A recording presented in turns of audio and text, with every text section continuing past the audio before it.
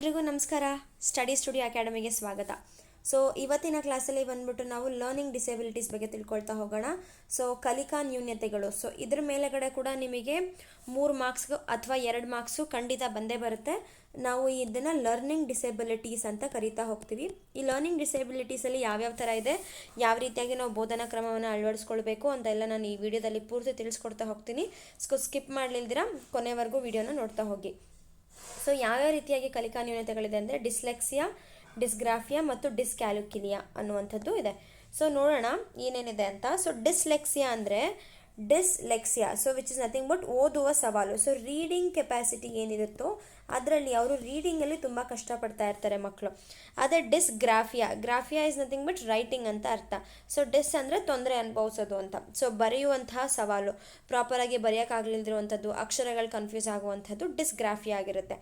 ಡಿಸ್ಕ್ಯಾಲ್ಕುಲಿಯಾ ಅಂದರೆ number. Calculia is nothing but calculation. So calculation part ಅಂತ ಬಂದಾಗ ಅಥವಾ ನಂಬರ್ಸ್ ನೋಡಿದಾಗ ಕನ್ಫ್ಯೂಸ್ ಆಗ್ತಾ ಹೋಗುವಂಥದ್ದು. ಈ ಪರಿಸ್ಥಿತಿಗಳನ್ನು ಅರ್ಥ ಮಾಡ್ಕೊಳ್ಳೋದು ಕಂಪ್ಲೀಟಾಗಿ ಎಕ್ಸಾಮ್ ಪಾಯಿಂಟ್ ಆಫ್ ವ್ಯೂವಿಂದ ತುಂಬ ಹೆಲ್ಪ್ ಆಗುತ್ತೆ. ಈಗ ಡಿಸ್ಕ್ಯಾಲ್ಕುಲಿಯಾ ಅಂತಂದರೆ ಎಕ್ಸಾಕ್ಟಾಗಿ ಏನು ಸಮಸ್ಯೆ ಇರುತ್ತೆ ಅಂತ ನೋಡೋದಾದರೆ dyslexia the reading challenge. So ಮಕ್ಕಳಿಗೆ ಇಲ್ಲಿ ಏನಾಗುತ್ತೆ, ಪ್ರಾಪರಾಗಿ ಓದೋಕ್ಕಾಗಲ್ಲ, ತುಂಬ ಕಷ್ಟಪಡ್ತಾ ಇರ್ತಾರೆ ಓದೋಕ್ಕೆ. ನಿರರ್ಗಳವಾಗಿ ಗಟ್ಟಿಯಾಗಿ ಓದುವಲ್ಲಿ ತೊಂದರೆ. ಸೊ ಜೋರಾಗಿ ಓದೋದು ಅಥವಾ ಪ್ರಾಪರ್ ಪ್ರೊನೌನ್ಸಿಯೇಷನ್ ಮಾಡೋದ್ರಲ್ಲಿ ಅವ್ರುಗಳಿಗೆ ತುಂಬ ಕಷ್ಟ ಆಗ್ತಾ ಇರುತ್ತೆ. ಈಗ ಅಕ್ಷರಗಳ ಹಿಮ್ಮುಖ, ಪಿ ಮತ್ತು ಕ್ಯೂ ಈ ಥರ ಬಂದಾಗ ಕನ್ಫ್ಯೂಸ್ ಆಗುತ್ತೆ. ಇದು ಬಿ ಮತ್ತು ಡಿ, ಇದು ಅಂದರೆ ಬಿ ಆ್ಯಂಡ್ ಡಿ ಈ ಥರ ಇದ್ದಾಗ ತುಂಬ ಕನ್ಫ್ಯೂಸ್ ಮಾಡ್ಕೊಳ್ತಿರ್ತಾರೆ. ಬಿ ಬರೋ ಹತ್ರ ಡಿ ಬರೀತಿರ್ತಾರೆ, ಡಿ ಬರೀ ಹತ್ರ ಬಿ ಬರಿತಾ ಇರ್ತಾರೆ. ಏನಕ್ಕೆ ಅಂದರೆ ಆ ಎರಡೂ ಅಕ್ಷರಗಳು ಅವ್ರಿಗೆ ಸೇಮ್ ಕಾಣಿಸ್ತಾ ಇರುತ್ತೆ. ಸೊ ಅದಕ್ಕೆ ಅಲ್ಲೊಂದು ಎಕ್ಸಾಂಪಲ್ ಕೊಟ್ಟಿದ್ದೀನಿ. ಬಿ ಆ್ಯಂಡ್ ಡಿ, ಪಿ ಮತ್ತು ಕ್ಯೂ ಇದರ ಗೊಂದಲಗಳು ಉಂಟಾಗ್ತಾ ಇರುತ್ತೆ ಅವರಿಗೆ. ಆ್ಯಂಡ್ ಅದ್ರ ಜೊತೆಗೆ ಏನಾಗುತ್ತೆ ಅಂದರೆ ಅಕ್ಷರನ ಅವರು ಉಲ್ಟಾ ಓದ್ತಾ ಇರ್ತಾರೆ. ಈಗ ಫಾರ್ ಎಕ್ಸಾಂಪಲ್ SAW ಸಾ ಅಂತ ಇದ್ದರೆ ಅದನ್ನು WAS ವಾಸ್ ಅಂತ ತಪ್ಪಾಗಿ ಓದ್ತಾರೆ. ಅವರಿಗೆ ಅಕ್ಷರಗಳೇ ಆ ರೀತಿಯಾಗಿ ಉಲ್ಟಾ ಆಗಿ ಕಾಣಿಸ್ತಾ ಇರುತ್ತೆ. ಡಿಸ್ಲೆಕ್ಸಿಯಾ ಪ್ರಾಬ್ಲಮ್ ಇರೋರಿಗೆ. ಅಂದರೆ dyslexia is completely about reading, ಓದುವಂಥ ಒಂದು ಸಮಸ್ಯೆ ಇರೋವಂಥದ್ದು. ಸೊ ಹಾಗಾದರೆ ಡಿಸ್ಲೆಕ್ಸಿಯಾ ಪ್ರಾಬ್ಲಮ್ ಇರೋ ಮಕ್ಕಳುಗಳಿಗೆ ನಾವು ಯಾವ ರೀತಿಯಾಗಿ ಟೀಚ್ ಮಾಡಿದ್ರೆ, ಯಾವ ರೀತಿಯಾಗಿ ಹೇಳಿಕೊಟ್ರೆ ಅವ್ರು ಈ ಪ್ರಾಬ್ಲಮಿಂದ ಹೊರಗೆ ಬರ್ತಾರೆ ಅನ್ನುವಂಥದ್ದು ಇರುತ್ತೆ. ಫಾರ್ ಎಕ್ಸಾಂಪಲ್ MCQಸ್ಗಳು ಕೂಡ ಕೇಳ್ಬೋದು. ಸೊ ಡಿಸ್ಲೆಕ್ಸಿಯಾ ಇದೆ ಅಂದಾಗ ಆ ಮಕ್ಕಳಿಗೆ ಯಾವ ಟೈಪ್ ಆಫ್ ಟೀಚಿಂಗ್ ತುಂಬ ಹೆಲ್ಪ್ ಆಗುತ್ತೆ ಅಂತ. ಸೊ ಡಿಸ್ಲೆಕ್ಸಿಯಾ ರೆಮಿಡಿಯಲ್ ಸ್ಟ್ರಾಟಜಿ ಬಂದ್ಬಿಟ್ಟು ಬಹು ಸಂವೇದನ ಅಥವಾ ಬೋಧನೆಯನ್ನು ಅಳವಡಿಸ್ಕೊಳ್ಬೇಕಾಗತ್ತೆ. ಫಾರ್ ಎಕ್ಸಾಂಪಲ್ ಅವರಿಗೆ ಬರೀ ಪಠ್ಯ ಪುಸ್ತಕಗಳನ್ನು ಅವಲಂಬಿಸೋದ್ರಿಂದ ಈ ಸಮಸ್ಯೆಯಿಂದ ಅವ್ರಿಗೆ ಹೊರಗೆ ತರೋಕ್ಕಾಗಲ್ಲ ಅಥವಾ ಅವ್ರ ಕನ್ಫ್ಯೂಷನ್ಸ್ನ ಕ್ಲಿಯರ್ ಮಾಡೋಕ್ಕಾಗಲ್ಲ. ಅದಕ್ಕೆ ನಾವೇನು ಮಾಡ್ಬೋದು, ಅವ್ರಿಗೆ ಆಡಿಯೋ ಬುಕ್ಸ್ಗಳನ್ನ ಉಪಯೋಗಿಸ್ಬೋದು, ದೃಶ್ಯ ಪ್ರಸ್ತುತಿಗಳು ಅಂದರೆ ಫಾರ್ ಎಕ್ಸಾಂಪಲ್ ವಿಡಿಯೋಸ್ ಆಗಿರ್ಬೋದು, PPTs ಆಗಿರ್ಬೋದು, ಆ್ಯಂಡ್ ಸ್ಪರ್ಶ ಅಕ್ಷರಗಳು, ಕಿನೆಸ್ಥೆಟಿಕ್ ಲರ್ನರ್ಸ್ ಅಂತ ಕೆಲವೊಬ್ರು ಇರ್ತಾರೆ. ಸೊ ಅವರಿಗೆ ಅಕ್ಷರಗಳನ್ನ ಟಚ್ ಮಾಡೋದ್ರ ಮುಖಾಂತರ ಅವುಗಳ ಪ್ಯಾಟ್ರನ್ ಯಾವ ರೀತಿಯಾಗಿದೆ ಅಂದ್ಬಿಟ್ಟು ಅಂತಲೂ ಕೂಡ ನಾವು ಇಲ್ಲಿ ತೋರಿಸ್ಕೊಡ್ತಾ ಹೋಗ್ಬೋದು. So based on the patterns also ಮಕ್ಕಳುಗಳಿಗೆ ನಾವು ಕಲಿಯುತ್ತಾ ಹೋಗ್ಬೋದು. ನೆಕ್ಸ್ಟ್ ಇರುವಂಥ ಲರ್ನಿಂಗ್ ಡಿಸೇಬಿಲಿಟಿ ಬಂದು ಡಿಸ್ಗ್ರಾಫಿಯಾ. ಸೊ ಡಿಸ್ಗ್ರಾಫಿಯಾ ಅಂತಂದರೆ ರೈಟಿಂಗ್ ಚಾಲೆಂಜ್. ಸೊ ಬರೆಯೋದ್ರಲ್ಲಿ ತುಂಬ ಕಷ್ಟಪಡ್ತಾ ಇರ್ತಾರೆ. ಫಾರ್ ಎಕ್ಸಾಂಪಲ್ ಅತ್ಯಂತ ಅನಿಯಮಿತ ಅಥವಾ ಓದಲಾಗದ ಕೈಬರಹ ಮತ್ತು ಅಕ್ಷರಗಳು ಅಥವಾ ಪದಗಳ ನಡುವೆ ಅಸಮಂಜಸ ಅಂತರ. ಈಗ ಫಾರ್ ಎಕ್ಸಾಂಪಲ್ ಈಗ ಎಷ್ಟೊಂದು ಜನ ಮಕ್ಕಳದು ಅಂದರೆ ಲೈಕ್ ಹೋಮ್ವರ್ಕ್ ಬುಕ್ ಆಗಿರಲಿ ಅಥವಾ ಕ್ಲಾಸ್ ವರ್ಕ್ಸ್ನ ನೀವು ನೋಡಿರ್ಬೋದು, ಒಂದು ಪ್ರಾಪರ್ ಹ್ಯಾಂಡ್ ರೈಟಿಂಗ್ ಇರೋದಿಲ್ಲ, ಎರಡನೇದು ಸ್ಪೇಸಿಂಗ್ ಇರೋದಿಲ್ಲ ಕರೆಕ್ಟಾಗಿ. ಎಲ್ಲೆಲ್ಲೋ ಈಗ ಫಾರ್ ಎಕ್ಸಾಂಪಲ್ ವಾಸ್ ಅಂತ ಇದ್ದರೆ WA ಬರೆದು ಇನ್ನೆಲ್ಲೋ S ಬರೀತಾರೆ. ಈ ಥರ ಏನು ಆ ಪ್ರಾಪರ್ ಸ್ಪೇಸಿಂಗ್ ಕೊಡೋದಿಲ್ಲ. ಆ್ಯಂಡ್ ಅಕ್ಷರಗಳು ಕೂಡ ಏನು ಬರೀತಿದ್ದಾರೆ ಅಂತ ಅರ್ಥ ಆಗಲ್ಲ. ಆ ರೀತಿಯಾಗಿ ಸ್ವಲ್ಪ ಸ್ಕ್ರಿಬಲಿಂಗ್ ಥರ ಇರುತ್ತೆ. ಸೊ ಸರಿಯಾದ ಪೆನ್ಸಿಲ್ ಹಿಡಿತದೊಂದಿಗೆ ಹೋರಾಟ. ಅವ್ರಿಗೆ ಪ್ರಾಪರಾಗಿ ಪೆನ್ನು ಅಥವಾ ಪೆನ್ಸಿಲನ್ನು ಹಿಡ್ಕೊಳ್ಳೋದು ಕೂಡ ತುಂಬ ಕಷ್ಟ ಆಗ್ತಾ ಇರುತ್ತೆ. ಸೊ ಈ ರೀತಿಯಾಗಿರೋ ಸಮಸ್ಯೆ ಬರುತ್ತೆ ಡಿಸ್ಗ್ರಾಫಿಯಾ ಅವರಿಗೆ. ಮತ್ತು ಬರೆಯುವಾಗ ತ್ವರಿತ ಆಯಾಸ. ಸೊ ಒಂದು ಸ್ವಲ್ಪ ಬರೆದಿದ ತಕ್ಷಣ ತುಂಬ ಬೇಗ ಟಯರ್ಡ್ ಆಗುವಂಥದ್ದು ಅಥವಾ ಬರೆಯೋಕ್ಕಾಗಲಿಲ್ದಿರುವಂಥದ್ದು ರೀತಿಯೂ ಆಗುತ್ತೆ. ಕಾಗದದ ಮೇಲೆ ಆಲೋಚನೆಗಳನ್ನು ರೇಖೀಯವಾಗಿ ಆಯೋಜಿಸುವಲ್ಲಿ ತೊಂದರೆ. ಸೊ ಅವ್ರ ಥಾಟ್ಸ್, ಫೀಲಿಂಗ್ಸ್ ಏನಿರುತ್ತೋ ಅದನ್ನು ಪೇಪರ್ ಮೇಲೆ ಒಂದು ಪ್ರಾಪರ್ ವೇಯಲ್ಲಿ ಬರೆಯೋದು ಕೂಡ ಅವ್ರಿಗೆ ತುಂಬ ಕಷ್ಟ ಆಗ್ತಿರುತ್ತೆ ಡಿಸ್ಗ್ರಾಫಿಯಾ ಅನ್ನೋ ಮಕ್ಕಳುಗಳಿಗೆ. ಆ್ಯಂಡ್ ಹ್ಯಾಂಡ್ ರೈಟಿಂಗ್ ಚೆನ್ನಾಗೇ ಇಲ್ಲ ಒಂಚೂರು ಅಂತಂದು ಮಾತ್ರಕ್ಕೆ ಆ ಮಗುಗೆ ಡಿಸ್ಗ್ರಾಫಿಯಾ ಇದೆ ಅಂತಲ್ಲ. ಬರೀಬೇಕಾದ್ರೆ ಅವ್ರು ಬರೆದಿರೋ ಅಕ್ಷರ ಅರ್ಥ ಆಗ್ತಾ ಇಲ್ಲ ಅಥವಾ ಪ್ರಾಪರ್ ಸ್ಪೇಸಿಂಗ್ ಇಲ್ಲ ಅಂತ ಅಂದಾಗ ಮಾತ್ರ we call it as dysgraphia ಅಂತ. ಹಾಗಾದರೆ ಡಿಸ್ಗ್ರಾಫಿಯಾಗಿ ಏನೇನು ರೆಮಿಡಿಯಲ್ ಸ್ಟ್ರಾಟಜಿ ಇದೆ ಅಂತ ನಾವು ನೋಡೋದಾದರೆ, ಹೊಂದಿಕೊಳ್ಳುವ ಮೌಲ್ಯಮಾಪನ ಸ್ವರೂಪಗಳನ್ನು ಒದಗಿಸುವುದು. ಫಾರ್ ಎಕ್ಸಾಂಪಲ್, ಅವ್ರಿಗೆ ಮೌಖಿಕ ಮೌಲ್ಯಮಾಪನಗಳನ್ನು ಮಾಡೋದ್ರಿಂದ ಓಕೆ ಅವ್ರು ಏನು ಕನ್ವೆ ಮಾಡಬೇಕು ಅಂತ ಇದ್ರೋ ನಿಮಗೂ ಅದು ಪ್ರಾಪರಾಗಿ ಟೀಚರ್ಸ್ಗಳಿಗೂ ಅರ್ಥ ಆಗ್ತಾ ಹೋಗುತ್ತೆ. ಸೊ ಇದರಿಂದ ನಾವು ರೆಡ್ಯೂಸ್ ಕೂಡ ಮಾಡಬಹುದು ಡಿಸ್ಗ್ರಾಫಿಯಾನ. And voice to text typing software. So ಅಂದ ಮಕ್ಕಳುಗಳಿಗೆ ಈಗ ವಾಯ್ಸ್ ಟು ಟೆಕ್ಸ್ಟ್ ಟೈಪಿಂಗ್ ಸಾಫ್ಟ್ವೇರ್ಗಳನ್ನು ನಾವು ಕೊಟ್ಟಿದ್ದೆ, ಅದಲ್ಲಿ ಅವ್ರಿಗೆ ಇನ್ನೂ ಸುಲಭ ಆಗ್ತಾ ಹೋಗುತ್ತೆ ಅವ್ರು ಏನು ಹೇಳಬೇಕು ಅಂತ ಹೊರಟಿದ್ದಾರೋ ಅಥವಾ ಅವ್ರು ಏನು ಬರೀಬೇಕು ಅಂತ ಹೊರಟಿದ್ದಾರೋ ಅನ್ನೋದು. So focused on the student knows, not how their hand moves. So ಈ ಡಿಸ್ಗ್ರಾಫಿಯಾದಲ್ಲಿ ಯೂಶ್ವಲಿ ಮಕ್ಕಳಿಗೆ ಈ ಥರ ಸಮಸ್ಯೆ ಕಂಡು ಬಂದಾಗ ಕೇವಲ ಅವರು ಯಾವ ರೀತಿಯಾಗಿ ಬರೀತಾರೆ ಅನ್ನೋದ್ರ ಮೇಲೆ ನಮ್ಮ ಗಮನ ಇರಬಾರ್ದು ಜಾಸ್ತಿ. ನಮ್ಮ ಗಮನ ಅವ್ರಿಗೆ ಯಾವ ವಿಷಯಗಳು ಯಾವ ರೀತಿಯಾಗಿ ಗೊತ್ತಿದೆ ಅನ್ನೋದ್ರ ಮೇಲೆ ಗಮನ ಕೊಟ್ಟಿದೆ ಆದರೆ ನಾವು ಕಾನ್ಫಿಡೆನ್ಸ್ನು ಬಿಲ್ಡ್ ಮಾಡ್ಬೋದು. ಆ್ಯಂಡ್ ಈ ಡಿಸ್ಗ್ರಾಫಿಯಾನ ಅವರ ಒಂದು ಡಿಸ್ಗ್ರಾಫಿಯಾ ಏನು ಪ್ರಾಬ್ಲಮ್ ಇರುತ್ತೋ ಅದನ್ನು ರೆಡ್ಯೂಸ್ ಕೂಡ ಮಾಡ್ತಾ ಹೋಗಬಹುದು. ನೆಕ್ಸ್ಟ್ ಇರುವಂಥದ್ದು ಡಿಸ್ಕ್ಯಾಲ್ಕುಲಿಯಾ. ಸೊ ಡಿಸ್ಕ್ಯಾಲ್ಕುಲಿಯಾ ಅಂತಂದರೆ ದಿ ನಂಬರ್ ಚಾಲೆಂಜ್. ಇಲ್ಲೇ ನಾನು ಆಲ್ರೆಡಿ ಹೇಳಿದೆ, ಕ್ಯಾಲ್ಕುಲಿಯಾ ಇಸ್ ನಥಿಂಗ್ ಬಟ್ ಕ್ಯಾಲ್ಕುಲೇಷನ್. ಸಂಖ್ಯೆಯ ಮೌಲ್ಯ, ಪ್ರಮಾಣ ಅಥವಾ ಮೂಲಭೂತ ಅಂಕಗಣಿತದ ಕಾರ್ಯಾಚರಣೆಗಳ ಪರಿಕಲ್ಪನೆಯನ್ನು ಅರ್ಥ ಮಾಡಿಕೊಳ್ಳಲು ಅಸಮರ್ಥತೆ ಹೊಂದಿರುವಂಥದ್ದು ಅವರಿಗೆ. ಅಂದರೆ ಈಗ ಫಾರ್ ಎಕ್ಸಾಂಪಲ್ ನಂಬರ್ಸ್ ಹೇಳುವಂಥದ್ದು ಅಥವಾ ಆ ಪ್ಯಾಟ್ರನ್ಸ್ ಏನು ಹೇಳುತ್ತೆ ಅನ್ನುವಂಥದ್ದು ಅವರಿಗೆ ತುಂಬ ಕಷ್ಟ ಆಗ್ತಾ ಹೋಗುತ್ತೆ.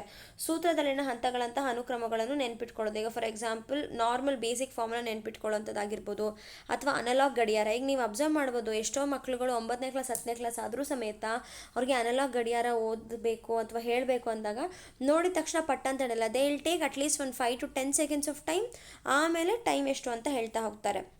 ಆ್ಯಂಡ್ ಅವರಿಗೆ ಹಣಕಾಸು ನಿರ್ವಹಿಸೋದು ಅಂದರೆ ರಿಗಾರ್ಡಿಂಗ್ ನಂಬರ್ ರಿಲೇಟೆಡ್ ಏನೇನಿರುತ್ತೋ ಅದರಲ್ಲಿ ಎಲ್ಲವೂ ಅವರಿಗೆ ಕನ್ಫ್ಯೂಷನ್ ಆಗ್ತಾ ಹೋಗುತ್ತೆ ರಿಗಾರ್ಡಿಂಗ್ ನಂಬರ್ಸ್ ರಿಲೇಟೆಡ್ ಇರುವಂಥದ್ದು.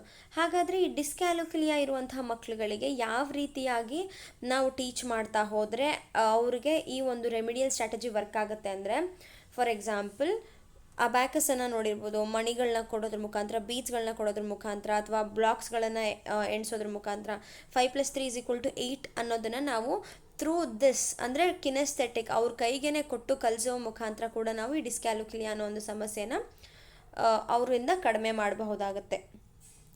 ಸೊ ಇದು ಜಸ್ಟ್ ಓವರ್ ಆಲ್ ಇವತ್ತಿನ ಕ್ಲಾಸಲ್ಲಿ ನಾವು ಏನೇನು ಕಲ್ತ್ಕೊಂಡಿದ್ದೀವಿ ಅನ್ನೋದ್ರ ಬಗ್ಗೆ. ಸೊ ಈ ವಿಡಿಯೋ ತುಂಬ ಶಾರ್ಟ್ ಆ್ಯಂಡ್ ಸಿಂಪಲ್ ಆಗಿರೋ ರೀಸನ್ ಏನು ಅಂದರೆ ಇದರಿಂದ ಬರೋದು ನಿಮಗೆ 2 to 3 marks and which is very easiest concept. ಹಾಗಾಗಿ ತುಂಬ ಕಡಿಮೆ ಟೈಮಲ್ಲಿ ನಾನು ಅದನ್ನು ಎಕ್ಸ್ಪ್ಲೈನ್ ಮಾಡ್ತಾ ಇದ್ದೀನಿ. ಸೊ ಡಿಸ್ಲೆಕ್ಸಿಯಾ ಅಂತಂದರೆ ಅಕ್ಷರಗಳ ಹಿಮ್ಮುಖ ಸಾ ಅನ್ನು ವಾಸ್ ಎಂದು ಓದಲಾಗುವುದು. ಬರೀ ಸಾ ಅಂತ ಅಷ್ಟೇ ಅಲ್ಲ, ಎಷ್ಟೋ ವರ್ಡ್ಸ್ಗಳನ್ನು ಅವರು ಉಲ್ಟಾ ಓದ್ತಾ ಹೋಗ್ತಾರೆ. ಇದು ಡಿಸ್ಲೆಕ್ಸಿಯಾಗೆ ಇರುವ ಮುಖ್ಯ ಲಕ್ಷಣ. ಸೊ ನಾವು ಯಾವ ರೀತಿಯಾಗಿ ಇರೋ ಪರಿಹಾರವನ್ನು ಕಂಡುಕೊಳ್ಬಹುದು ಇದಕ್ಕೆ ಅಂದರೆ ಬಹುಸಂವೇದನಾ ಬೋಧನೆ ಮತ್ತು ಸ್ಪರ್ಶ ಅಕ್ಷರಗಳು ಅಂದರೆ different type of teaching instructional ಮೆಟೀರಿಯಲ್ಸ್ಗಳನ್ನ ಬಳಸೋದ್ರಿಂದ ನಾವು ಮಕ್ಕಳುಗಳಿಗೆ ಡಿಸ್ಲೆಕ್ಸಿಯಾನ ಕಡಿಮೆ ಮಾಡ್ತಾ ಹೋಗ್ಬೋದು. ನೆಕ್ಸ್ಟು ಡಿಸ್ಗ್ರಾಫಿಯಾ, ಓದಲಾಗದ ಕೈಬರಹ ಅಥವಾ ತ್ವರಿತ ಆಯಾಸ.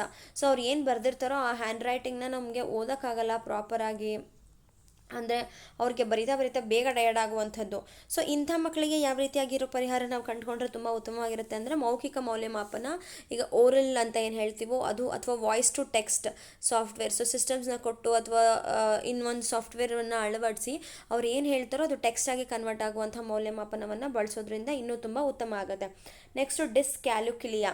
ಸೊ ಡಿಸ್ಕ್ಯಾಲ್ಕುಲಿಯಾಗೆ ನಾವು ಸಂಖ್ಯೆಯ ಮೌಲ್ಯ ಅರ್ಥವಾಗದಿರುವುದು ಅಥವಾ ಗಡಿಯಾರ ಓದಲಾಗದೆ. ಫಾರ್ ಎಕ್ಸಾಂಪಲ್ ಯಾವುದೋ ಒಂದು 2 7 2 9 3 8 ಈ ಥರ ನಂಬರ್ ಏನೋ ಇರುತ್ತೆ. ಸೊ ಈ ನಂಬರ್ನ ಓದೋಕ್ಕಾಗಲಿರುವಂಥದ್ದು, ಈ ರೀತಿಯಾಗಿರೋ ಕನ್ಫ್ಯೂಷನ್ಸ್, ಕಾಮಾಸ್ ಎಲ್ಲಿ ಹಾಕಬೇಕು, ಈ ಥರ ಕನ್ಫ್ಯೂಷನ್ಸ್ಗಳಿರುತ್ತೆ. ಆ್ಯಂಡ್ ಈಗ ಫಾರ್ ಎಕ್ಸಾಂಪಲ್ ಇದನ್ನ ಓದಿ ಅಂದಾಗ ಎಷ್ಟೊಂದು ಜನ ಮಕ್ಕಳು 27,000 ಆ ಥರ ಓದ್ತಾರೆ.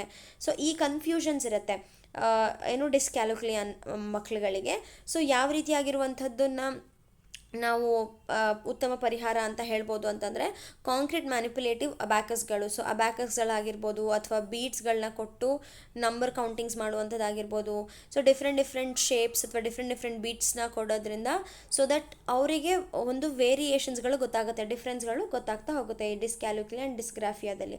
ಸೊ ಇದರಲ್ಲಿ ನಾವು ಇನ್ನೂ ಬೇರೆ ಇನ್ಕ್ಲೂಸಿವ್ ಎಕೋಸಿಸ್ಟಮ್ ಅಂತ ನಾವೇನು ಹೇಳ್ತೀವೋ ನಮ್ಮ ಕ್ಲಾಸ್ಗಳಲ್ಲಿ ಈ ರೀತಿಯಾಗಿರೋ ಡಿಸ್ಲೆಕ್ಸಿಯಾ, ಡಿಸ್ಗ್ರಾಫಿಯಾ, ಡಿಸ್ಕ್ಯಾಲ್ಕುಲಿಯಾ ಮಕ್ಕಳುಗಳು ಇದ್ದೇ ಇರ್ತಾರೆ.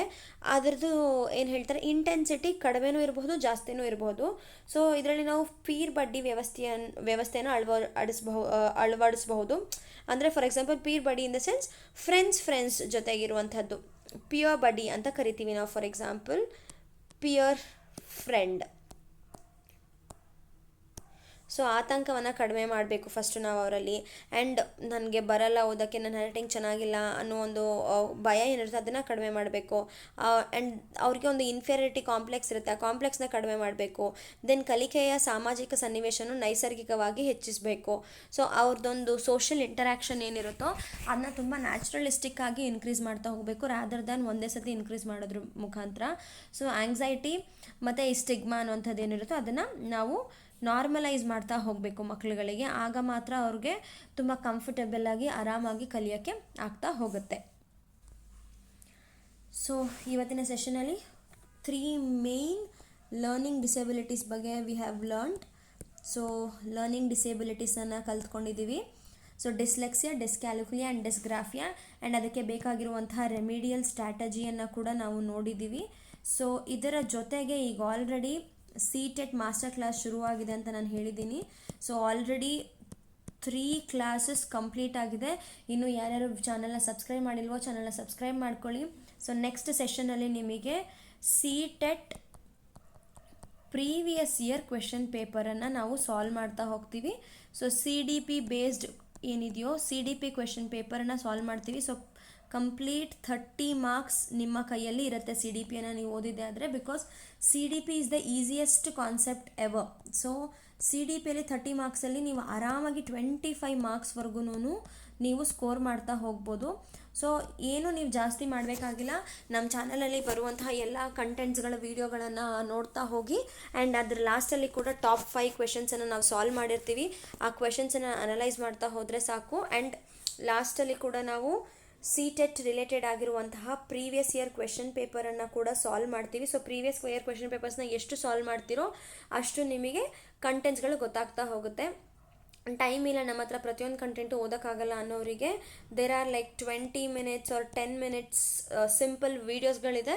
ನೀವು ಟ್ರಾವೆಲ್ ಮಾಡ್ತಾ ಇರಬೇಕಾದ್ರೆ ಅಥವಾ ಏನಾದರೂ ಕೆಲಸ ಮಾಡ್ತಾ ಇರಬೇಕಾದ್ರೆ ಜಸ್ಟ್ ನೀವು ಆ ವೀಡಿಯೋಸ್ಗಳನ್ನ ಕೇಳಿಸ್ಕೊಂಡ್ರೂ ಸಮೇತ ನೀವು ಆರಾಮಾಗಿ ಕ್ವೆಶನ್ಸ್ಗಳನ್ನು ಟ್ಯಾಕಲ್ ಮಾಡ್ತಾ ಹೋಗ್ಬೋದು. ಸೊ ಈಗ ಆಲ್ರೆಡಿ ಹೇಳ್ದಂಗೆ ನನ್ನ ನೆಕ್ಸ್ಟ್ ಸೆಷನಲ್ಲಿ CTET CDP previous year question ಪೇಪರನ್ನು ಸಾಲ್ವ್ ಮಾಡ್ತಾ ಹೋಗ್ತೀನಿ. ಯಾರ್ಯಾರಿಗೆ ಕ್ಲಾಸಿಗೆ ಜಾಯ್ನ್ ಆಗೋಕ್ಕೆ ಇಂಟ್ರೆಸ್ಟ್ ಇದೆಯೋ you can comment I am interested ಅಂತ ಜಸ್ಟ್ ನೀವು ಒಂದು ಕಮೆಂಟ್ ಮಾಡಿದ್ರೆ ಆ ಕ್ಲಾಸ್ಗೆ ನಿಮ್ಮನ್ನು ಸಪ್ರೇಟಾಗಿ ಜಾಯ್ನ್ ಮಾಡ್ತಾ ಹೋಗ್ತೀವಿ.